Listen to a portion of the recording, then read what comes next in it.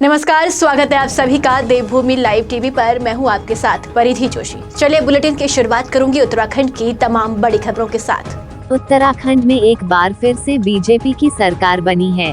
प्रधानमंत्री नरेंद्र मोदी की मौजूदगी में मुख्यमंत्री पुष्कर सिंह धामी ने सीएम पद की शपथ ली।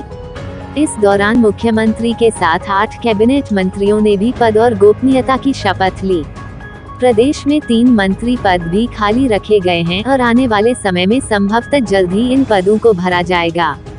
उत्तराखंड के सीएम पुष्कर सिंह धामी और उनके मंत्रिमंडल के सहयोगियों के शपथ ग्रहण समारोह में प्रधानमंत्री नरेंद्र मोदी के अलावा बीजेपी के राष्ट्रीय अध्यक्ष जेपी नड्डा, गृह मंत्री अमित शाह, रक्षा मंत्री राजनाथ सिंह सहित कई केंद्रीय नेता मौजूद रहे। इसके साथ ही बीजेपी शासित राज्यों के मुख्यमंत्री भी शामिल हुए।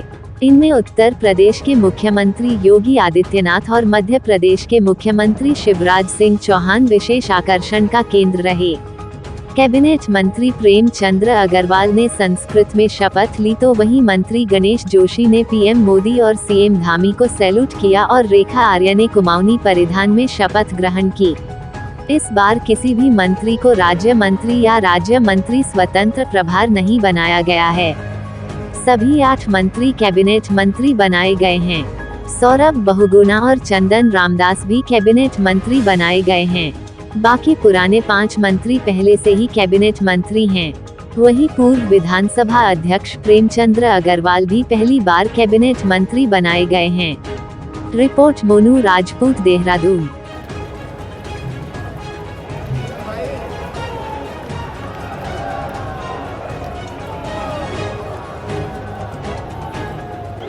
मैं पुष्कर सिंह धामी ईश्वर की शपथ लेता हूं कि जो विषय उत्तराखंड राज्य के मुख्यमंत्री के रूप में मेरे विचार के लिए लाया जाएगा अथवा मुझे ज्ञात होगा, उसे किसी व्यक्ति या व्यक्तियों को तब के सिवाय जबकि ऐसे मुख्यमंत्री के रूप में अपने कर्तव्यों के सम्यक निर्वहन के लिए ऐसा करना अपेक्षित हो, मैं प्रत्यक्ष अथवा अप्रत्यक्ष रूप से संशोधित या प्रकट नहीं करूंगा।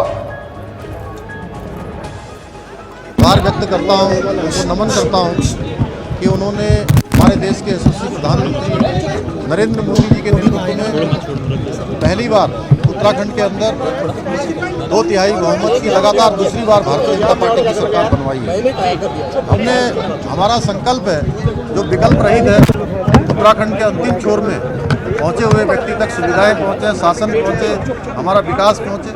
और 2025 जब हमारा राज्य 25 वर्ष का होगा, जब हम इसके सिल्वर जुबली वर्ष मना रहे होंगे, उस समय हम हिंदुस्तान के श्रेष्ठ राज्य बने, उसके लिए हमारी सरकार काम करेगी। नहीं, हम उत्तराखंड की जनता के सर्वांगीण विकास के लिए काम करेंगे।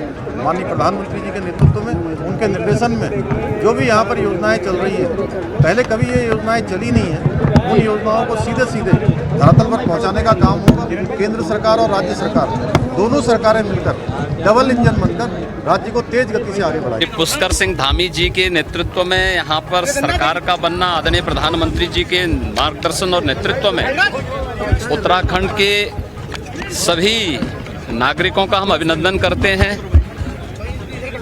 उनको हृदय से बधाई देते हैं। एक अच्छी सरकार चुनने के लिए आभार भी व्यक्त करते हैं। हमें विश्वास है श्री पुष्कर सिंह धामी जी के नेतृत्व में उत्तराखंड आदरणीय प्रधानमंत्री जी की भावनाओं के अनुरूप विकास की नित नई ऊंचाइयों को प्राप्त करेगा।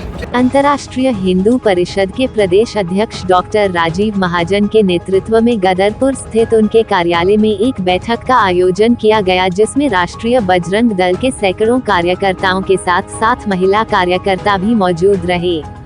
आपको बता दें कि राष्ट्रीय बजरंग दल के कुछ कार्यकर्ता हाल ही में संगठन को छोड़ते हुए अंतर्राष्ट्रीय हिंदू परिषद के प्रदेश अध्यक्ष डॉक्टर राजीव महाजन के खिलाफ बयानबाजी में लिप्त थे। इसके बाद उन कार्यकर्ताओं को जवाब देने के लिए इस बैठक का आयोजन किया है।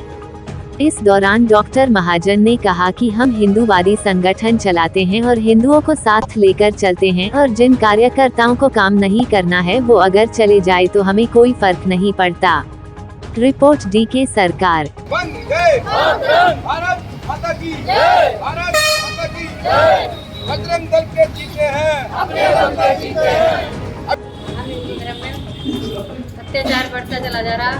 हम महिलाएं हम ये सोचते हैं कि हम हिंदू धर्म को एक साथ लेके संगठन बना के चले, कोई परेशानी नहीं आने देंगे। जहाँ भी होंगे शेर की तरह दौड़ के खड़े होंगे।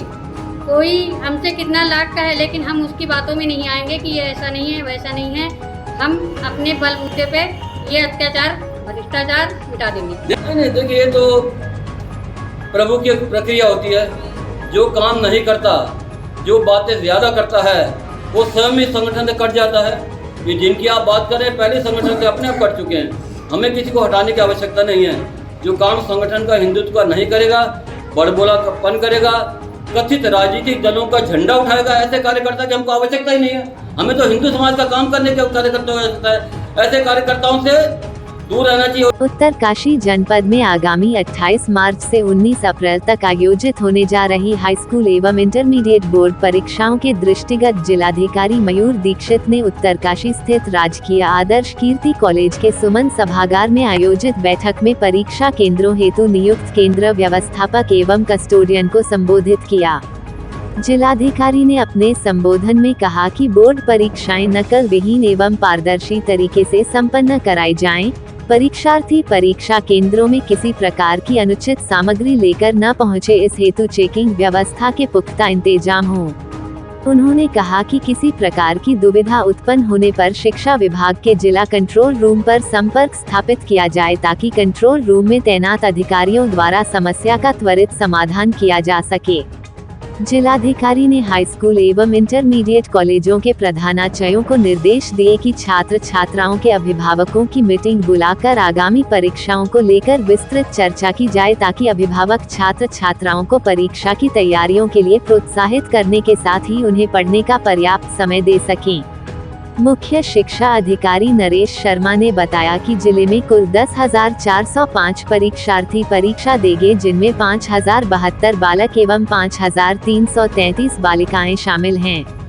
हाई स्कूल की परीक्षा 5,603 परीक्षार्थी देंगे, जिनमें संस्थागत परीक्षा 2,695 बालक व 2,840 बालिकाएं तथा व्यक्तिगत परीक्षा 58 बालक व 10 बालिकाएं देंगी।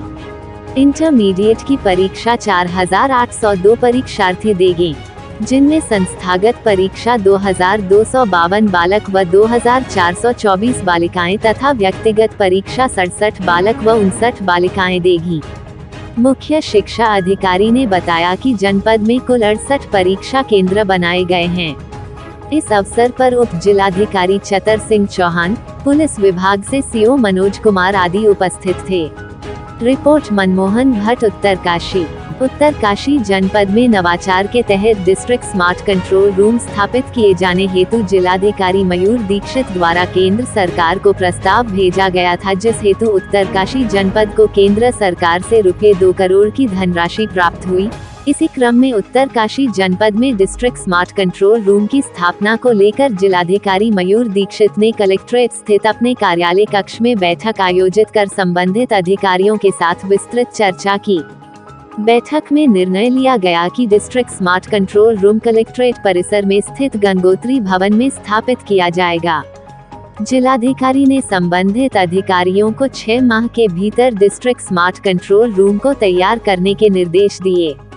बता दें कि डिस्ट्रिक्ट स्मार्ट कंट्रोल रूम से जनपद के सभी सरकारी कार्यालय, यमुनोत्री व गंगोत्री धाम, चारधाम यात्रा मार्ग, पुलिस थाने, खनन पट्टे क्षेत्र, शराब के गोदाम आदि सीसीटीवी कैमरे के माध्यम से जुड़े रहेंगे ताकि इन क्षेत्रों में हो रही गतिविधियों पर नजर बनाई रखी जा सके। डिस्ट्रिक्ट स्मार्ट कंट्रोल रूम में ऐसी व्यवस्था भी स्थापित की जा रही है कि जिलाधिकारी समय समय पर अपने कार्यालय से तीर्थ यात्रियों को अनाउंसमेंट के माध्यम से संबोधित कर सकेंगे। डिस्ट्रिक्ट स्मार्ट कंट्रोल रूम को वीसेट कनेक्शन से जोड़ा जाएगा ताकि किसी आपदा के दौरान जिला आपदा कंट्रोल रूम में स्थापित दूरसंचार कनेक्टिविटी सिस्टम खराब होने पर वैकल्पिक तौर पर वीसेट कनेक्शन से केंद्र व राज्य कंट्रोल रूम से संपर्क स्थापित किया जा सके। बैठक में अपर जिलाधिकारी तीर्थपाल सिंह, डीआईओ NIC सर्वेशमणि मिश्रा, जिला आपदा प्रबंधन अधिकारी देवेंद्र पटवाल आदि उपस्थित थे। रिपोर्ट मनमोहन भट्ट, उत्तरकाशी। बाजपुर में भारतीय किसान यूनियन से जुड़े किसानों ने खेतों में लगे ट्यूबवेल का विद्युत बिल अधिक आने से आक्रोशित होकर विद्युत विभाग के अधिशासी अभियंता का घेराव किया। इस दौरान किसानों ने बिल को कम कराने की मांग की। अधिशासी अभियंता ने किसानों को बिल सही कराने का आश्वासन दिया है। बता दें कि भारतीय किसान यूनियन के प्रदेश अध्यक्ष कर्म सिंह पड्डा के नेतृत्व में दर्जनों किसान दोराहा स्थित विद्युत विभाग कार्यालय में एकत्र हुए, जहां किसानों ने खेतों में लगे ट्यूबवेल का विद्युत बिल अधिक आने से आक्रोशित होकर अधिशासी अभियंता अनिल वर्मा का घेराव किया। साथ ही किसानों ने कहा कि विद्युत बिल अधिक आने से किसानों को काफी परेशानी उठानी पड़ रही है। इस दौरान उन्होंने विद्युत बिल को सही कराने की मांग की। इस दौरान विद्युत विभाग के अधिशासी अभियंता अनिल वर्मा ने कहा कि किसानों की जो समस्या सामने आई है उसका समाधान किया जाएगा।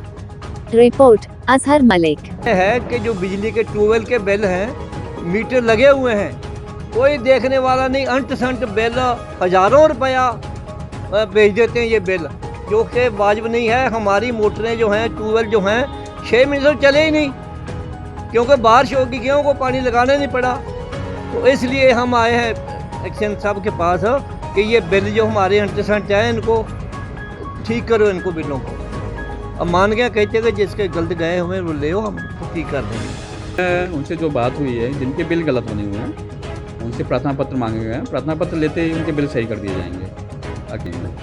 उस पर भी हम मतलब आउटसोर्स एजेंसी हमने अभी टेंडर करने वाले हैं, तो उसमें काम किया जाएगा। जो वास्तविक सर्वे करते हुए जो मीटर जिनके खराब है, मीटर चेंज कराए जाएंगे, वास्तविक रीडिंग के आधार पर ही बिल बनाए जाएंगे। वादिनी निशा पत्नी हरीश निवासी सोलगम द्वारा चौकी आराकोट थाना मोरी पर आकर एक लिखित तहरीर दी गई, जिसमें उनके द्वारा बताया गया कि मेरी मां राधा देवी पत्नी अबलदास निवासी आराकोट उम्र -48 वर्ष की किसी अज्ञात व्यक्ति के द्वारा रात्रि में हत्या कर दी गई। तहरीर के आधार पर चौकी आराकोट थाना मोरी पर तत्काल धारा 302 भादवी में अभियोग पंजीकृत किया गया। मामला पीके राय पुलिस अधीक्षक उत्तरकाशी के संज्ञान में आते ही उनके द्वारा मामले की गंभीरता को देखते हुए सुरेंद्र सिंह भंडारी पुलिस उपाधीक्षक बडकोट के नेतृत्व में टीमें गठित कर अभियोग के सफल अनावरण एवं अभियुक्त की गिरफ्तारी हेतु उचित दिशा निर्देश दिए गए एवं स्वयं लगातार मामले की मॉनिटरिंग करते रहे। टीम द्वारा कप्तान के दिशा निर्देशों का अनुपालन करते हुए घटना में संलिप्त एक युवक संदीप पुत्र मिल बहादुर निवासी आराकोट थाना मोरी जनपद उत्तरकाशी को आराकोट पुल के पास तिराहे से गिरफ्तार कर लिया गया। रिपोर्ट मनमोहन भट्ट, उत्तरकाशी। रामनगर मोहल्ला मोती महल में पिछले लंबे समय से हो रही पानी की समस्या से परेशान लोगों ने बुधवार को जल संस्थान कार्यालय पहुंचकर जमकर हंगामा करने के साथ ही वहां मौजूद अवर अभियंता गौरव आर्य का घेराव करते हुए समस्या का समाधान करने की मांग की। इलाके के लोगों का कहना था कि रामनगर शहर में कुछ वर्ष पूर्व पेयजल व्यवस्था बेहतर करने को लेकर 64 करोड़ रुपए की पेयजल लाइन बिछाई गई थी, लेकिन इस पेयजल लाइन का लाभ आज तक क्षेत्र के लोगों को नहीं मिला है। पानी की समस्या के समाधान को लेकर कई बार अधिकारियों को अवगत कराने के बाद भी आज तक समाधान नहीं हुआ है। यहां तक कि होली के पर्व के दिन भी पानी न आने के कारण लोगों को परेशानियों का सामना करना पड़ा। तो वही पानी न आने के कारण होली के दिन इसी इलाके का युवक नहाने के लिए कोसी नदी में गया था, लेकिन कोसी नदी में डूबकर उसकी दर्दनाक मौत हो गई। उसकी मौत का जिम्मेदार भी लोगों ने विभाग को ठहराते हुए समस्या का समाधान करने की मांग की। मांग पूरी न होने पर आक्रोशित लोगों ने विभाग में तालाबंदी करने की भी चेतावनी दी व चूड़ियां पहनाने को भी कहा। वहीं मामले में अवर अभियंता गौरव आर्य ने बताया कि पेयजल लाइन में तकनीकी खराबी आने के कारण यह व्यवस्था बाधित हो गई थी। अब पेयजल आपूर्ति सुचारू कर दी जाएगी, जिसके बाद लोगों का गुस्सा कम होगा। रिपोर्ट चंद्रसेन कश्यप, रामनगर।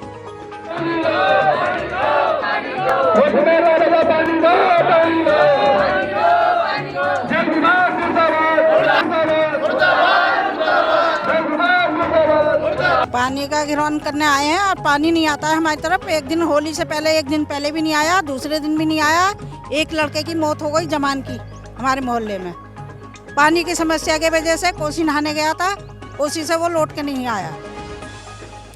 विगत 2 साल से मोहल्ला मोती महल में पानी की लगातार समस्या चल रही है, जिसके बारे में स्थानीय अधिकारियों को कई बार लिखित रूप से और मौखिक रूप से अवगत कराया जा चुका है, लेकिन उसके बाद भी जल संस्थान के अधिकारियों के कानों में जू नहीं रह गई है। अभी हाल में ही होली वाले दिन, पिछले 2 साल होली पर भी पानी नहीं आया, इस बार भी होली पर पानी नहीं आया, जिस कारण हमारे मोहल्ले का एक लड़का कोसी नदी में नहाने के लिए गया और उसके वहाँ पर मौत हो गई। इतनी शर्म की बात है कि होली वाले दिन पानी नहीं आया है और उसके बाद उसके अंत्येष्टि करने के बाद घर पर जब लोग आए हैं तब भी लोगों को पानी नसीब नहीं हुआ। जल संस्थान आज जो है पानी नहीं दे पा रहा है मोती महल वासियों को, तो इससे ज़्यादा शर्म की बात शासन और प्रशासन के लिए क्या होगी। और हम मांग करते हैं कि जल्दी से जल्दी हमारी पानी की व्यवस्था को सुधारा जाए, वरना सभी लोग मोहल्ले वासी इस कार्यालय के बाहर धरना प्रदर्शन कर तालाबंदी करेंगे। पानी की समस्या मतलब अभी 1-2 दिन से वाल खराब था तो उसकी वजह से समस्या बन रखी थी। वाल ठीक करा दिया, शाम को पानी आ जाएगा, शाम से पानी सुचारू हो जाएगा। उत्तराखंड की तमाम बड़ी खबरों में फिलहाल इतना ही। बाकी अपडेट के लिए हमारे साथ बने रहिए और देखते रहिए देवभूमि लाइव टीवी। नमस्कार।